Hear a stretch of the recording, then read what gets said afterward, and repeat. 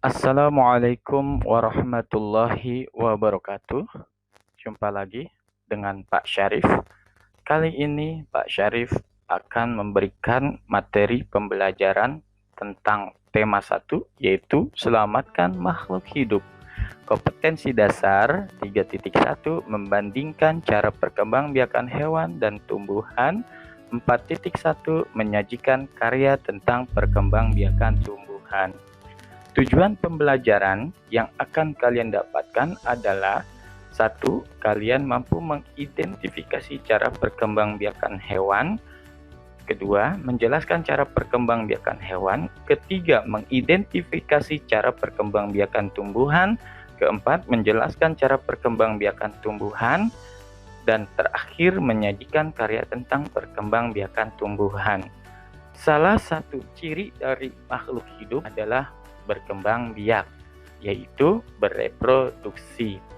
Adapun tujuan dari makhluk hidup berkembang biak antara lain adalah mempertahankan jenisnya atau spesiesnya dari kepunahan. Yang kedua yaitu mendapatkan keturunan.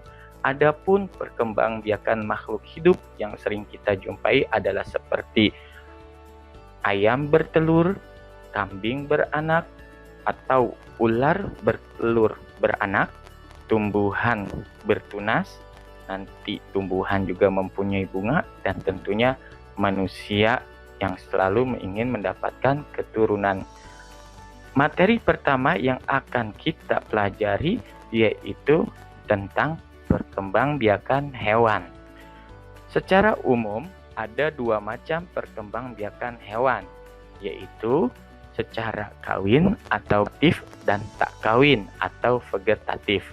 Baik anak-anak, perkembangbiakan hewan secara generatif atau secara kawin biasanya terjadi karena adanya pembuahan sel telur oleh sel sperma. Pembuahan terjadi jika sel kelamin betina atau sel ovum dan sel kelamin jantan atau sering disebut dengan spermatozoid berbaur, melebur, bersatu.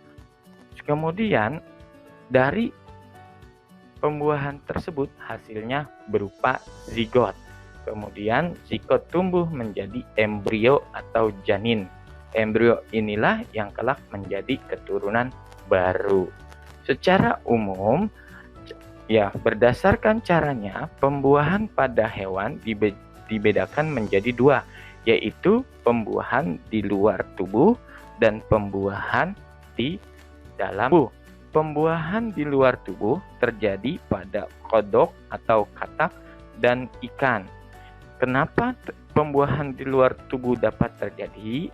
Pembuahan di luar tubuh dapat terjadi karena penggabungan sel sperma dan sel telur terjadi di luar tubuh induknya.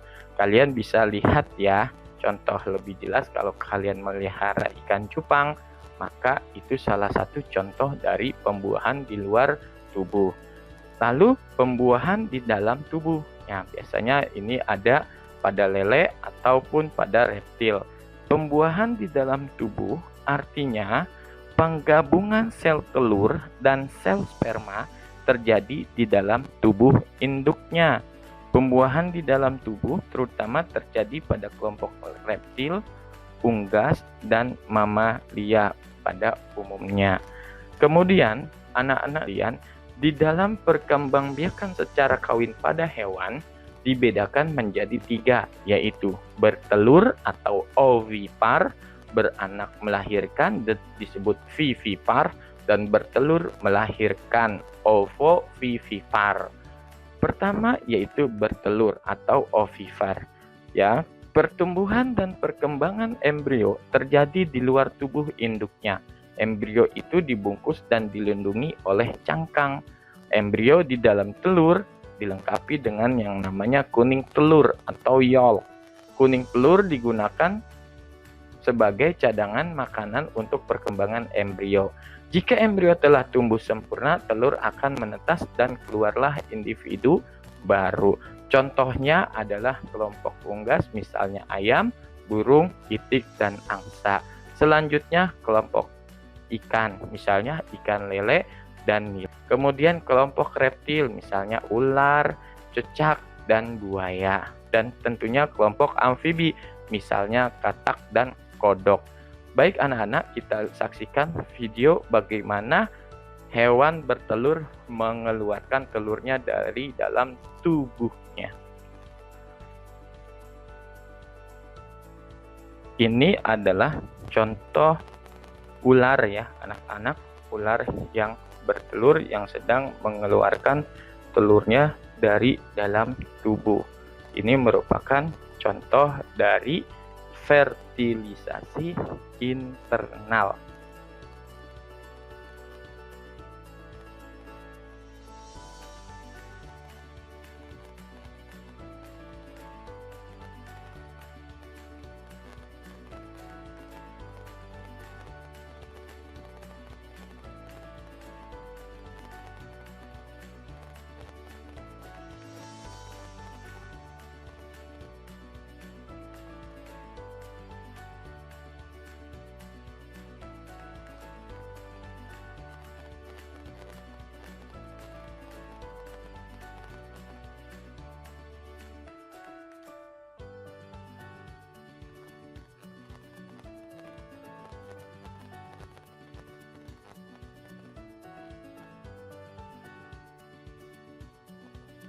Sungguh luar biasa Allah menciptakan segala makhluk yang diciptakannya.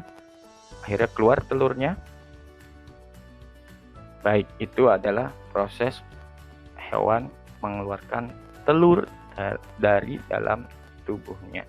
Selanjutnya yaitu perkembangbiakan hewan yang kedua adalah melahirkan yang secara kawin ya. Nah, pada hewan yang melahirkan atau sering disebut dengan hewan vivipar, sel telur dibuahi oleh sel sperma di dalam tubuh induknya. Pertumbuhan dan perkembangan embrio terjadi di dalam tubuh induknya. Hewan yang melahirkan memiliki rahim atau sering disebut uterus, yaitu tempat untuk berkembangnya embrio, sel telur yang telah dibuahi. Embrio di dalam uterus mendapat makanan melalui plasenta atau tali pusar yang berhubungan dengan tubuh induknya. Contohnya adalah sapi, kucing, gajah, kuda, kambing, kerbau, kelinci, harimau, lumba-lumba, paus, singa, anjing laut, kelelawar, beruang, dan kanguru. Baik anak-anak, kita saksikan bagaimana hewan untuk melahirkan anaknya.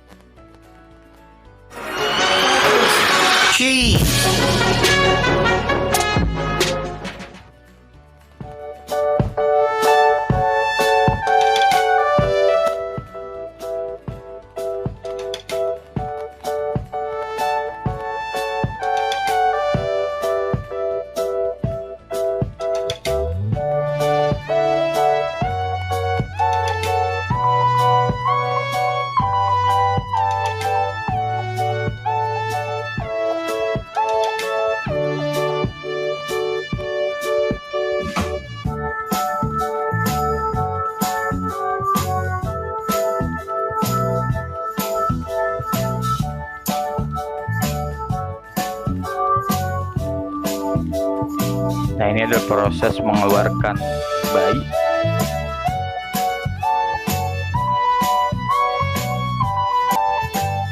Bagaimana satu persatu keluar anaknya ya, anak-anak.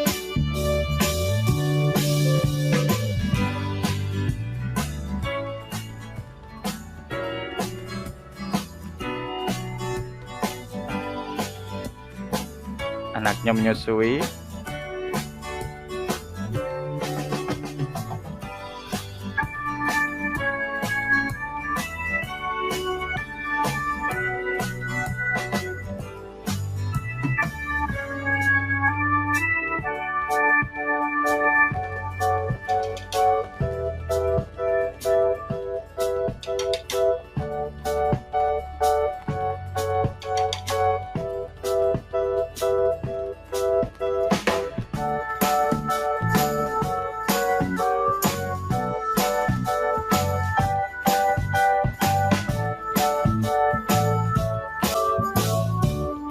Anaknya sudah gede ya.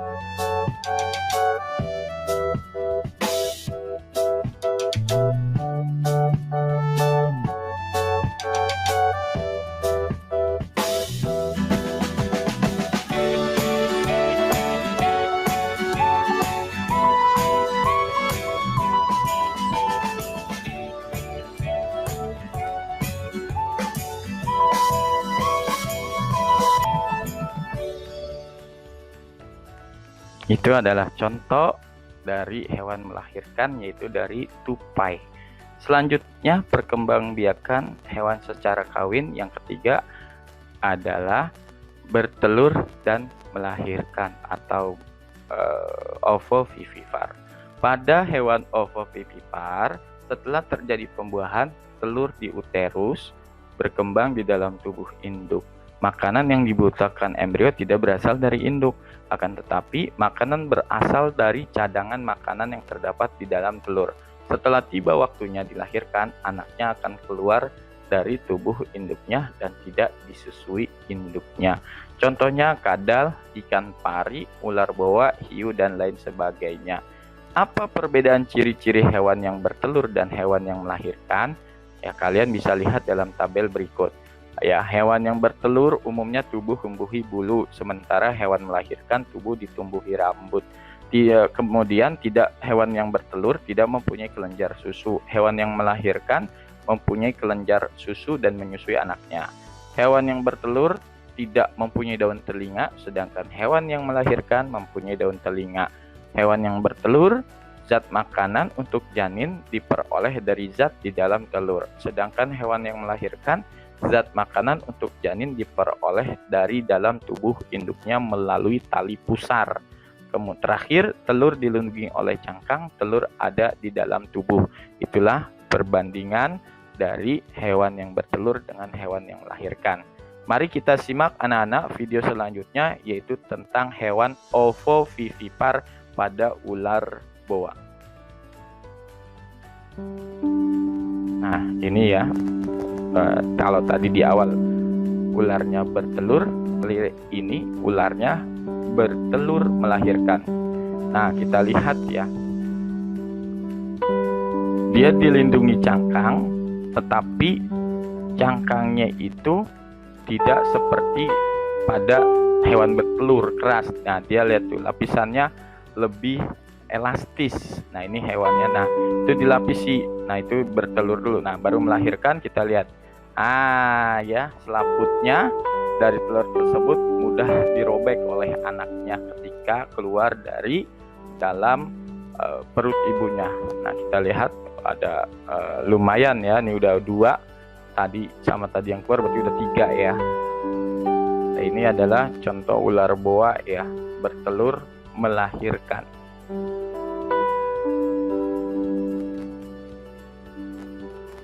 Ya, itu lihat masih di dalam selaput telur, hidup ya anak-anak, dia udah sempurna.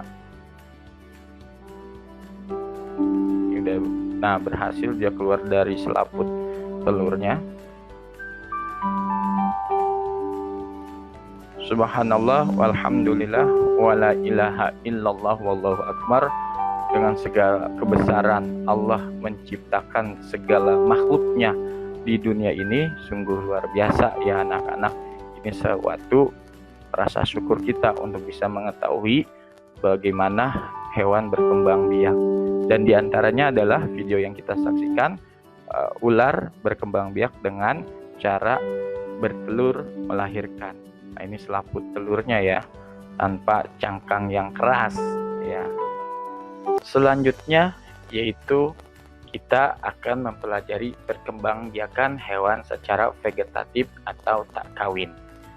Bahwasanya anak-anak, dalam perkembangbiakan secara vegetatif terjadi tanpa melalui proses pembuahan dan terjadi hanya pada hewan-hewan tingkat rendah saja ya. Perkembangbiakan vegetatif pada hewan invertebrata atau hewan tak bertulang belakang meliputi yang pertama adalah tunas. Nah, perkembangbiakan dengan cara membentuk tunas antara lain terjadi pada hidra dan anemon laut. Nah, pada gambar yang kalian saksikan bahwasannya hidra merupakan hewan yang tidak bertulang belakang dan hidup di air tawar. Pada tubuh hidra yang dewasa akan muncul tonjolan, akan muncul tonjolan atau berupa tunas hidra. Tonjolan tersebut akan terus tumbuh dan membesar. Setelah cukup besar, tunas itu akan terlepas dari tubuh induknya. terlepas ya, nih gambarnya. Nah, tunas yang terlepas dari tumbuh induknya akan tumbuh dan berkembang menjadi individu baru. Nah, salah satu contoh dari perkembangbiakan hewan secara vegetatif atau tak kawin adalah tunas. Mari kita saksikan videonya tentang tunas. Пресноводные пруды и ручьи – родной дом совершенно удивительного охотника-невидимки. Он словно пришел к нам из фантастического фильма. Давайте повнимательнее рассмотрим поле сражения, эту, на первый взгляд, мирную реку. Здесь в смертельной схватке сошлись одни из самых мелких живых существ. Хотите верьте, хотите нет, но перед нами один из самых умелых охотников, несмотря на то, что у этого существа вместо мозга всего лишь скопление нервных клеток. Гидра. Она прикрепляется к водным растениям, а ее Gambar ini щупальца diambil воды, dengan будто они тоже pembesaran sekian ya, Nak. Jadi ini adalah hewan yang bisa dilihat dengan mikroskop tertentu ya. Гидра охотится на циклопов. Это одноглазые беспозвоночные. Несколько раз им удается ускользнуть.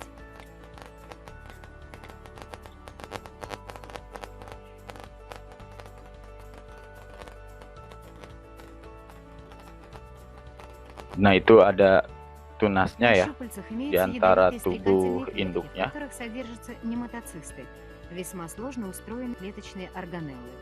У гидры 4 вида стрекательных клеток. Одни нужны для того, чтобы обездвижить и парализовать жертву, а другие выстреливают волокна, которые сжимают добычу мертвых.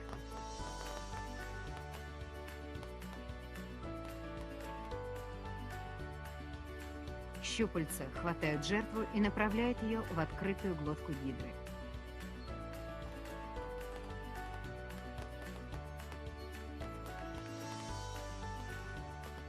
Стоит потенциальной добыче коснуться щупалец, как гидра тут же стреляет в жертву ядовитыми волокнами.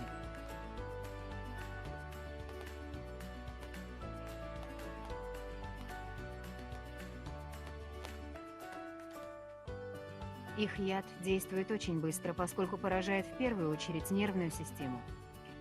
Захваченного циклопа быстро парализует, еще до того, как он попадает в примитивную пищеварительную систему гидры, переваривается.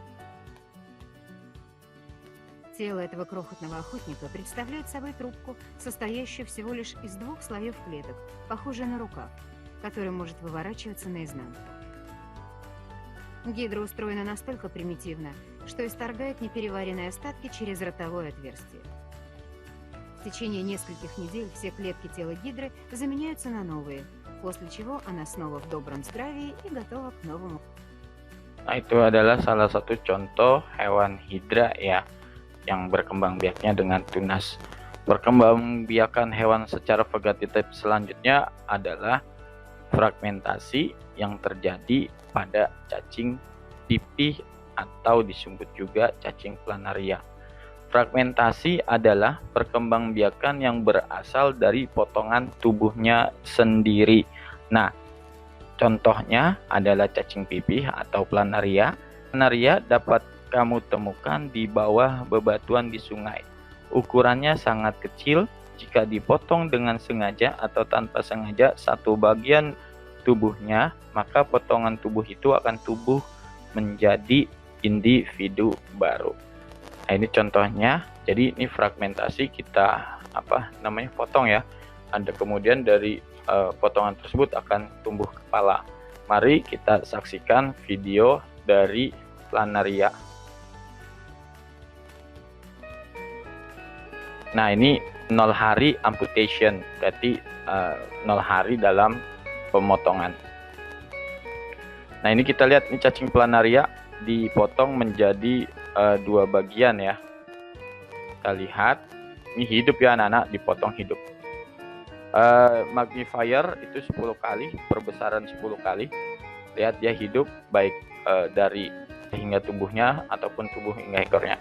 Nah, ini potongan pada ekornya ya, pada hari amputasi dengan perbesaran 30 kali.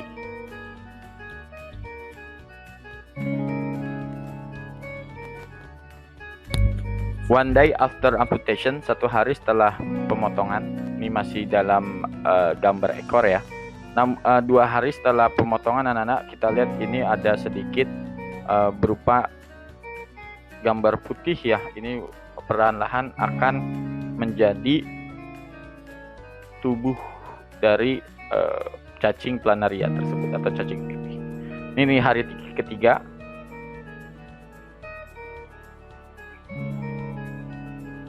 Nah, sudah mulai terlihat ya. Sudah mulai terlihat di hari 3,5 hari setelah pemotongan dengan perbesaran 30 kali mikroskop. Nah, dari ekornya sudah mulai kelihatan hampir kepala ya. Nah, di hari keempat tentunya dengan perbesaran masih 30 kali. Nah, itu kita lihat. Nah, ini the head is taking shape. Nah, terlihat kepala sudah mulai terbentuk dan kedua matanya sudah terlihat setelah pemotongan hari keempat. Setelah hari keempat, hari kelima berarti sudah mulai kelihatan. Nah, di hari kelima pemotongan sudah mulai terbentuk dengan jelas ya kepalanya dengan mata yang sudah terlihat. Nah, itu adalah bagian potongan dari ekor ya. Ekor menjadi kepala. Nah, di hari ketujuh pemotongan, maka dari ekor, nah ini udah mulai tampak lebih sangat jelas ya kepala dari cacing pipih atau planaria berikut dengan kedua matanya. Nah, ini sekarang dari bagian lah ya yang akan tumbuh menjadi ekor. Kita lihat ini di hari pemotongan.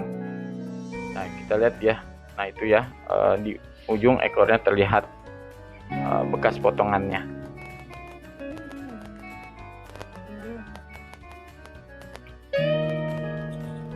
1 hari setelah pemotongan, bekas pemotongan hampir tidak terlihat karena sudah mulai tumbuh ya bagian dari pemotongan tersebut ya, putih-putih itu. Di hari kedua setelah pemotongan ya, ini bagian kepala dengan perbesaran anak-anak 30 kali, magnifiernya 30 kali.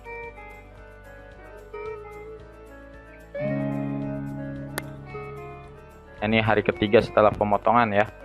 Itu tampak dari pemotongan tubuh ya, dari tengah hingga ke ekor sudah mulai terlihat putih-putih. Nah, itu sudah terlihat di hari keempat.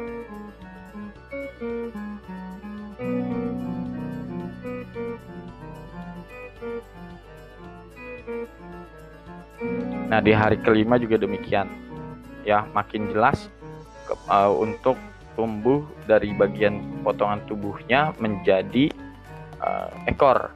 Nah, di hari ketujuh cukup jelas sekali ya, bagian putihnya sudah terlihat tampak dengan perbesaran mikroskop 30 kali perbesaran. Nah, sekarang sudah lengkap. 7 days after the amputation, we now have 2 genetically identical planaria that came from one worm. Jadi setelah 7 hari pemotongan, maka dari 1 planaria menjadi 2 ya. 2 itu berarti yang 1 muncul dari bagian tubuhnya, khususnya dari ekor ya, menjadi kepala. Nah, ini sudah jelas ya anak-anak tentang cacing planaria. Subhanallah, walillah, wala ilaha illallah, wallahu akbar. Nah, itu contoh dari fragmentasi tentang cacing pipih planaria yang mampu membentuk individu baru dengan cara memotong tubuhnya atau dikenal dengan istilah fragmentasi. Selanjutnya yaitu membelah diri. Contoh hewan yang berkembang biak dengan membelah diri adalah bakteri, bintang laut, dan protozoa. Contoh protozoa adalah amoeba dan paramecium. Amoeba termasuk hewan bersel satu, dapat dilihat dengan mikroskop. Bentuk tubuh dapat berubah-ubah dan hidup di tempat berair, misalnya danau, sungai, dan tanah yang basah. Amoeba membelah diri menjadi 2 bagian dengan susunan yang sama. Pembelahan diri dimulai dengan pembelahan inti sel, kemudian diikuti dengan cairan sel dan dinding sel. Setelah terbelah, setiap bagian menjadi individu yang baru. Nah, ini adalah gambarnya anak-anak terkait contoh dari amoeba yang kembang biakannya dengan membelah diri. Mari kita saksikan lebih enaknya video tentang contoh hewan membelah diri, yaitu paramecium ya.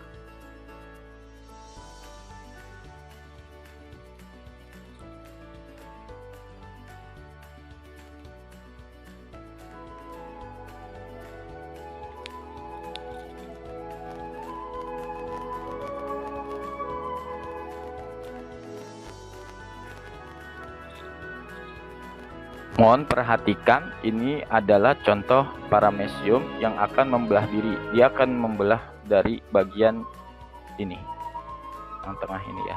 Ini tolong diperhatikan, nanti dia akan menjadi dua.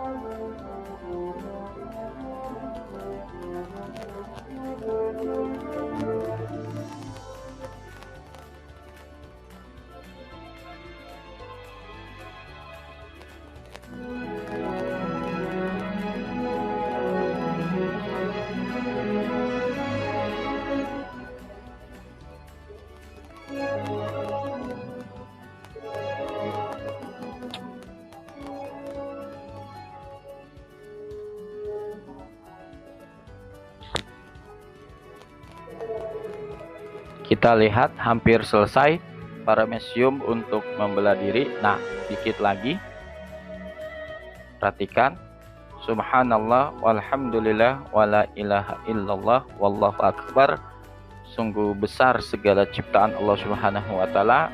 Dengan segala ciptaannya, kita lihat makhluk kecil seperti itu hidup ya, dan termasuk hewan yang memang Allah ciptakan agar kita selalu bersyukur.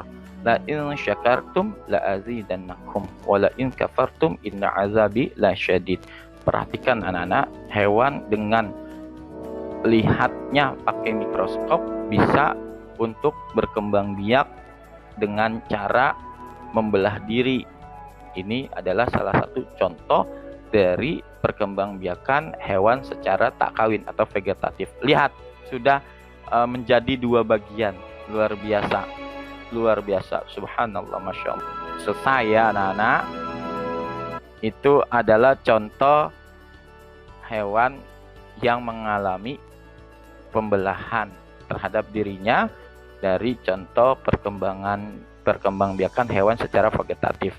Selanjutnya adalah caranya dengan cara partenogenesis.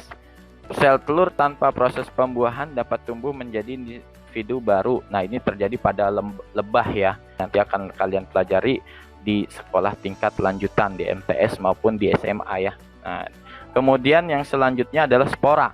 Spora ini ya contoh hewan yang berkembang biak dengan bentuk spora adalah Plasmodium. Nah, ini adalah gambarnya ya. Sama, kalian akan lebih mempelajarinya di SMP atau SMA. Terkait dengan spora, contohnya Plasmodium. Nah, Plasmodium ini adalah salah satu penyebab dari penyakit malaria. Ya, jadi Plasmodium. Nah, dia ini luar biasa ya. Tidak kawin tapi bisa menghasilkan keturunan yang baru. Itulah Allah menciptakan akan ciptaannya. Sungguh luar biasa ciptaan Allah Subhanahu wa taala. Demikian anak-anak mengenai pembelajaran kita kali ini terkait perkembangbiakan pada makhluk hidup, yaitu perkembangbiakan hewan. Sampai jumpa di lain kesempatan. tetap semangat, selalu jaga protokol kesehatan. Subhanakallahumma wa bihamdika asyhadu an la ilaha illa anta astaghfiruka wa atubu ilaik. Billahi taufik wal hidayah. Assalamualaikum warahmatullahi wabarakatuh.